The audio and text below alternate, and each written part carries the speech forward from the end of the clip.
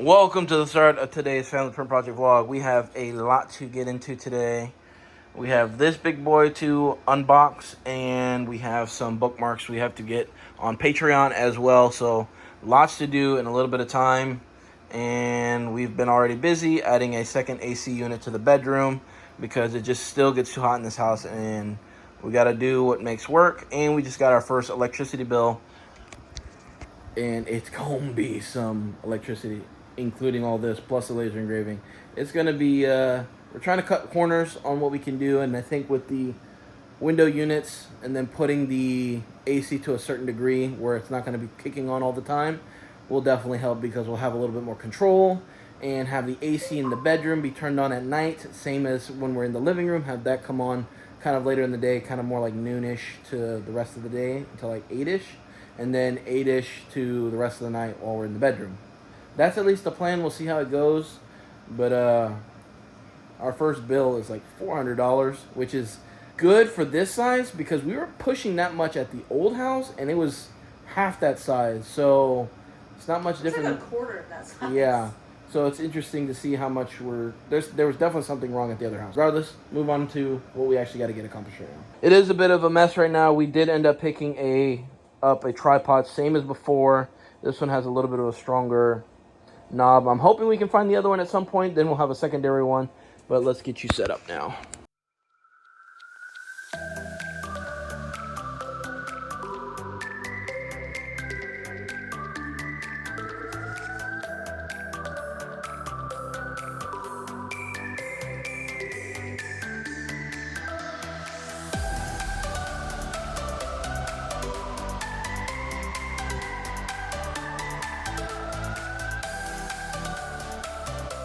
All right, here's kind of what we have going on. We have our shelving system up.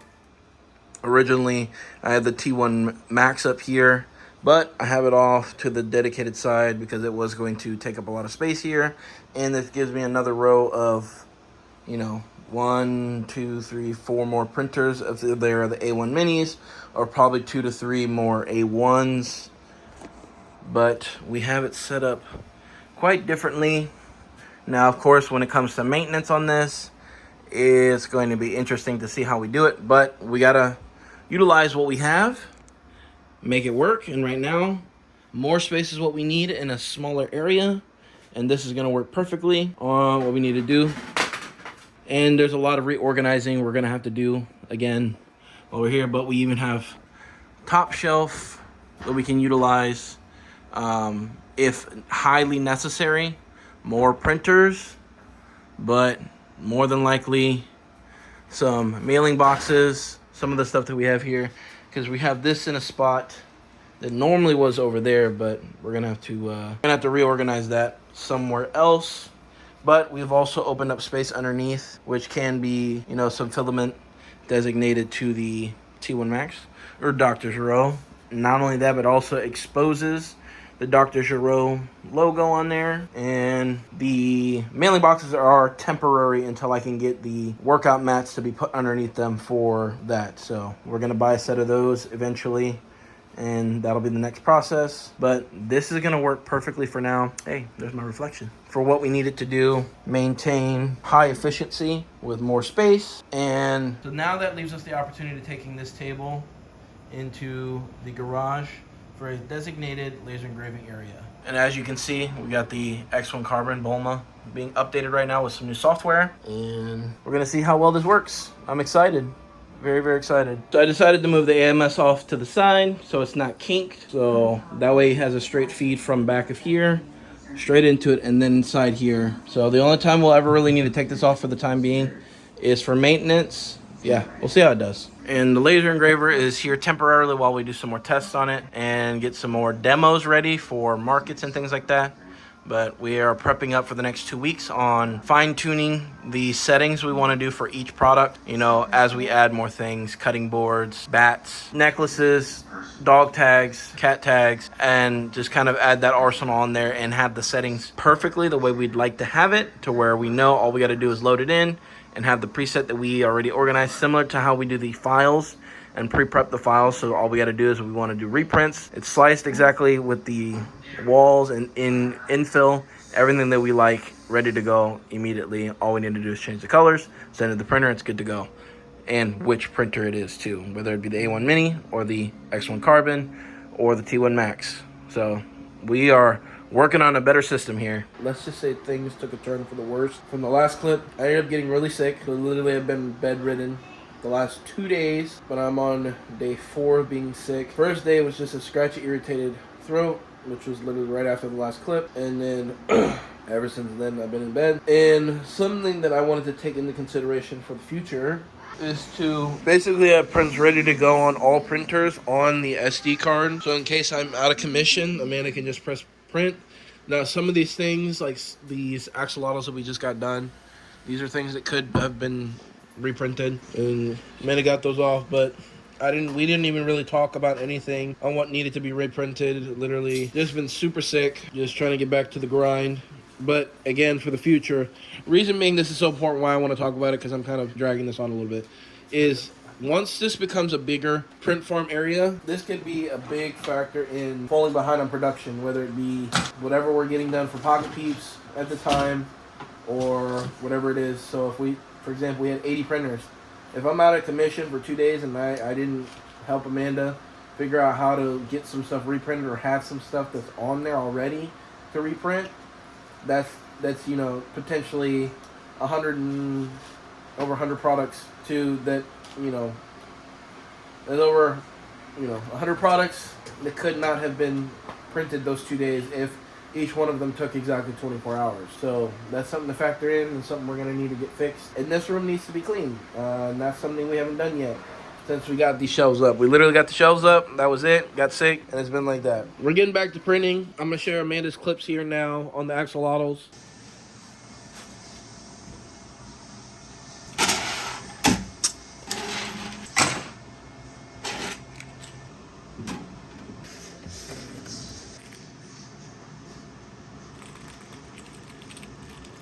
Gonna take this guy off the build plate. That looks pretty good. And get another piece of the bat suit ready on here. I'm gonna take out the supports, honey. Yeah, just put them in there when you're done. I do want to add, today has been like the most, and it's not even that much. I'm literally gonna go lay down after this clip, to be honest. But it's the most amount of energy I've had in a short time, because I've been coughing up a lung, just literally non-stop coughing, and my body's done. It's tired. I mean, I've been sleeping literally till 3, so Amanda has been holding down the fort with the kids literally the last 2 days, and I'm ready to get back to doing some stuff, and hopefully, you know, if I could take another nap today, I can get some vlog stuff done here, and actually some vlogs for the family vlog channel. So looking forward to doing that. We'll hopefully we'll keep you posted on what we got going on the printers here shortly. One more thing I'd like to add is originally today is officially Saturday. We were supposed to do a market today, little pop-up at our normal spot, but I literally couldn't do it. I even tried to tell them, hey, let's just pack up the car, be there tomorrow. So you really think you can do that? And she called it right, because I slept in, and it's been the roughest day today. So I don't know. We'll see how it goes. Now, the neck piece does fit on. I do have to print the other piece in the same exact percentage size to see if it actually fits without choking me. The back of the neck and then the front of the neck needs to be done. But it does fit on the back. Snug, but we'll see. Alright, it is honestly the next day from the last clip. Right after the clip, I conked out, fell asleep. And now my little boy is sick too today, so it looks like it's going to be spreading to the house slowly but surely, but we have the neck being done right now. We have another set of the axolotls that are coming off the printer right now. About to kick this one up, about to go check the mailbox, and we have a laser engraving that we're going to kick on right now. Alright, forgot to hit send.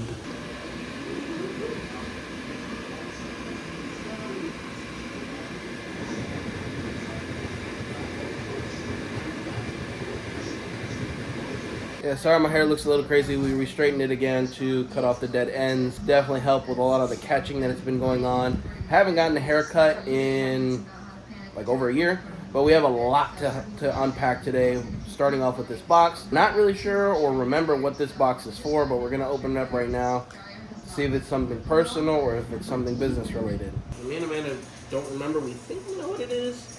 But if it is what we think it is, it arrived a day early. So one of the things we are going to be hopping into is the desktop laser engraver, another one to review on here, and there's going to be a couple more actual breakdown videos on this channel, but we have switched it to where a lot of the review videos are going to be on a separate channel, which we have created. We just got to finalize a couple more details on it, which is Buy It or Buy It. We thought it was a great catchy name. Amanda came up with it. I came up with the logo design, and we're gonna have all those full length kind of reviews there because we want to keep the content on here more the vlog style stuff. It's what y'all like. It's what we like to do. We want to give that exploration here for those watching that kind of content. But regardless, we have that here today, and we got to get that reviewed. We do have a couple more things possibly coming, so stay tuned for that in next week's vlog. And we have something that we want to show you guys right now too, of a breakdown. We're going to blur out the information, but we're going to show you what we did for the 3D print room.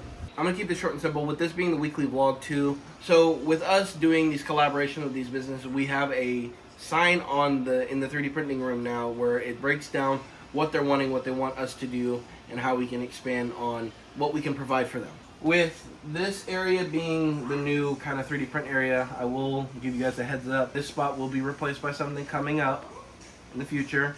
And now that I'm starting to feel a lot better, I will be organizing the garage this upcoming week's vlog. Something will go here, just a heads up.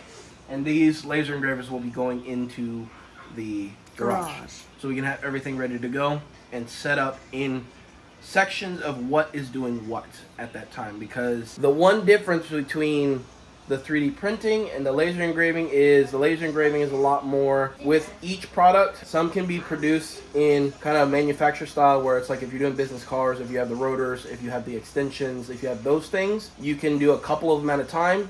But right now these pieces are individual until I can figure out the categorizing way of doing it without that kind of stuff, which, like I said, is possible. But each one is going to be designated to do something specific. You kind of have to have more of an eyes-on thing. You can't really leave it alone because it is laser engraving. You know, the possibility for fire hazards and things like that could be potential. Now, I think once I get more comfortable with it, once I understand the materials we're working with and document it too, that'll change the game for us, because what we're doing is we're getting the specific speeds, the laser engraving depth, the dotting, and some of the other terminologies that we need to learn on it, and the power percentage of what product needs what things written down and kind of manufacture that. We'll have kind of like a guide for ourselves for these different business cards, tags, steel tumblers, cutting boards, and things like that, all detailed down. Because the one thing that is different that I noticed is the files, when you save it on a 3D slicer, it'll save all the files for you exactly how you did it with the brim, with the tree supports, with any kind of things that you modify it. It does not do that on any of the laser engraving software we've used so far, but that's okay because we can write it down and then kind of hyperspeed that. But that is something to look forward to on if we collaborate with any more laser engraver companies on their software, to see if they actually have that ability where you can save all the details of exactly the speed and all that stuff, because it is production and it is something that can take a little bit of time, and it's something that can be enhanced. Will be a great opportunity. But we are working on something that's going to be able to fix for it, so when we do laser engrave, there isn't that much delay because we know exactly what it is. We have it now for the business, the aluminum business cards, but that might actually have to change depending on the millimeter size of each metal business card. That's it for that. We have a lot more other stuff to get into. Also, anything that we guys purchase for the business or we set up for our markets, we do have a link in the description box below, and it's an Amazon affiliate link that simplifies everything for whatever you need. We have everything listed, categorized for you down in the description box below. But we will put the exact equivalent of what this is on Amazon as well for you guys to purchase one for yourself. For those of you who do not know, who are brand new to the channel, we do get a small kickback if you guys do use our Amazon affiliate links on anything that you guys need for your 3D printing business or your small business. We try to simplify it as much as we can in the Amazon list, and we do get a small kickback from that. Here we go with the test engraving for some more business cards, and also testing the array. Did some research on how to do that, so I'll show you all that in a little bit. So order of business is putting this piece together. This came a couple days ago, but as you know, I was sick. But getting that piece connected to this one, and it's definitely a good rule of habit. If you ever take something apart and you want to keep track of everything in the middle of the project without having to keep everything on, put them in Ziploc bags so you know exactly where you are, because I'm noticing that's helping me keep organized on which printers need to be fixed and what needs to be done. And then just a good habit to build up now before adding more printers and things like that to diagnose the process. Let's go ahead and do that. And another rule of thumb is always order these two parts together, which is the filament sensor base with this, so that way you don't lose track of it, and that way it goes right in there how it's supposed to, just in case that's ever messed up, or you accidentally break it or something like that. I don't know if it's been a minute, but let me check something real quick. I'm actually going to show you all the process of how it's being put back together, so y'all know as well. This is the AMS filament base, and what you're going to want to do is there's this here. You're going to attach it right back to there. You'll have your two screw holes. Make sure it's nicely placed in one of your screws. Let me actually get my tool. Your nifty Bambu tool, or whatever tool you use. Always remember, get it magnetized on the end so that way you can easily do this process. All right, we're back to talking about this. I don't know where we left off. The phone actually died, but I showcased how to put that piece back together with the bottom piece, and now we just have to attach the EMS hub here onto this piece. Now again, I didn't mention there's a little trick to feeding this extra wiring here into the back. You try to get most of it as you can, and then you take your little tool and you kind of like wiggle it out from the back side. We got it back on there without crimping it, but as you can see, the wire's poking up kind of off to the side on the inside here. But we got it back in there, put the screws in, get the AMS part on top, and we should be rocking and rolling. I knew there was one component I didn't put on there, which is the top housing for it. That's why I wasn't clamping on, but I got it on there now. I'll be able to close up, but I gotta get the other thing. I knew I forgot something. There we go. Alright, we just connected to the new Wi-Fi, which is what else we wanted to tell you guys about, is we just updated. The internet air was garbage, had problems constantly on it this whole last month, so we upgraded to fiber, which should be no problem. We're actually about to do another test laser engraving on the Lumos laser engraver right now for book notes, the notebooks for school. Probably gonna have to use low power on that, but we're getting this guy all updated, and we should have everything up and running other than an extruder issue, I believe, on Kale. Majin Buu might be up and running again. Let that thing do its thing. We also have some new bone Triceratops. We got the Pocket Peeps, Baby Peeps, and Jumbo Peep going for that. We actually have a bathroom piece for our actual house here that we're doing, because we're going to switch out the ones that's in the kids' bathroom and give them this one. So that's being done. And Dr. Giraud is printing another Batman piece, and we're using some of the extra filament we got to do that. Another one down. And this is the left bicep. All right, this is the first time we've had everything up and running. I'm going to be running into issues possibly on Kale and possibly on Majin Buu. Because if I remember correctly, one of them had a nozzle issue, but it's also possible both of them might have a nozzle issue now, too. So we're going to test some stuff out and see what we find. Alright, so there's definitely some form of clog or something going on with Kale. Test to see if it's going to be a quick fix, and then we'll see what the next steps are from that. I did just clean out the nozzle with the needle. It is going through, so there's definitely something broken. And it is definitely the yellow, so the yellow might need to be re-dried and might be causing problems within the system here. So let's see. All right, we just filmed a short for back to school prep for We Create Lumos, one of the requests we got to do. But here is the laser engraving capabilities of what we got for a composition book. Definitely had a couple tests, definitely had a couple little fires, but we figured out the perfect setting where it doesn't do that. It gives the best quality look of a permanent engraving on the composition book. But honestly, we ran out of time for this week's vlog. Lots to do in the next week's vlog, but we have some issues going on with the printers. Majin Buu had to have a manufacturing reset. This one's having extrusion issues. Failed to extrude the filament. This might be caused by a clog, extruder, or stuck filament, which shouldn't have a stuck filament in the up there. I have to clean it out, but definitely not in the tubes because that's brand new. But this one, I knew one of them was giving me issues, so it might be time for a new extruder, and we'll see what's the next steps for that after some more additional cleaning on this one. If I can clean it up, hopefully it'll be good, and then we'll go from there. So we did overload the power. I am going to add this on to the vlog.